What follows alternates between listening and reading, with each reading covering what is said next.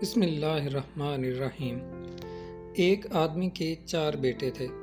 وہ چاہتا تھا کہ اس کے بیٹے یہ سبق سیکھ لیں کہ کسی کو پرکھنے میں جلد بازی کا مظاہرہ نہ کریں۔ لہٰذا اس بات کو سمجھانے کے لیے اس نے اپنے بیٹوں کو ایک سفر پر روانہ کرنے کا فیصلہ کیا اور کسی دور دراز علاقے میں ناشپاتی کا ایک درخت دیکھنے کے لیے بھیجا۔ ایک وقت میں ایک بیٹے کو سفر پر بھیجا کہ جاؤ اور اس درخت کو دیکھ کر آؤ۔ باری باری سب کا سفر شروع ہوا۔ پہلا بیٹا سردی کے موسم میں گیا، دوسرا بہار میں، تیسرا گرمی کے موسم میں اور سب سے چھوٹا بیٹا خزاں کے موسم میں گیا۔ جب سب بیٹے اپنا اپنا سفر ختم کر کے واپس لوٹ آئے تو اس آدمی نے اپنے 4 بیٹوں کو ایک ساتھ طلب کیا اور سب سے ان کے سفر کی الگ الگ تفصیل کے بارے میں پوچھا۔ پہلا بیٹا جو جاڑے کے موسم میں اس درخت کو دیکھنے گیا تھا، اس نے کہا کہ وہ درخت بہت بدصورت، جھکا ہوا اور ٹیڑھا سا تھا۔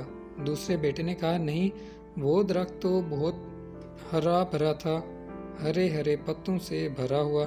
تیسرے نے ان دونوں سے اختلاف کیا کہ وہ درخت تو پھولوں سے بھرا ہوا تھا اور اس کی مہک دور دور تک آ رہی تھی، اور یہ کہ اس سے حسین منظر اس نے پہلے کبھی نہیں دیکھا تھا۔ اب سب سے چھوٹے بیٹے نے اپنے سب بڑے بھائیوں سے اختلاف ظاہر کیا کہ وہ ناشپاتی کا درخت تو پھل سے لدا ہوا تھا اور اس پھل کے بوجھ سے درخت زمین سے لگا زندگی سے بھرپور نظر آ رہا تھا۔ یہ سب سننے کے بعد اس آدمی نے مسکرا کر اپنے 4 بیٹوں کی جانب دیکھا اور کہا، تم 4 میں سے کوئی بھی غلط نہیں کہہ رہا، سب اپنی اپنی جگہ درست ہیں۔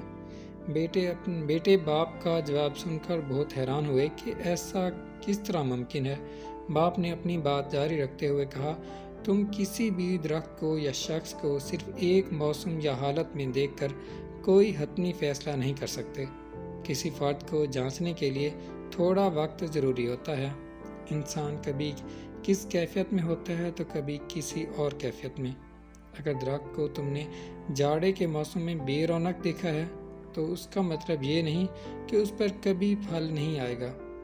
اسی طرح اگر کسی شخص کو تم لوگ غصے کی حالت یا کسی بد عملی میں دیکھ رہے ہو تو اس کا مطلب یہ ہرگز نہیں کہ وہ برا ہی ہوگا۔ کبھی بھی جلد بازی میں کوئی فیصلہ نہ کرو۔ جب تک اچھی طرح کسی کو جانچ نہ لو، کسی کو اسی وقت سمجھا یا پرکھا جا سکتا ہے جب یہ تمام موسم گزر جائیں۔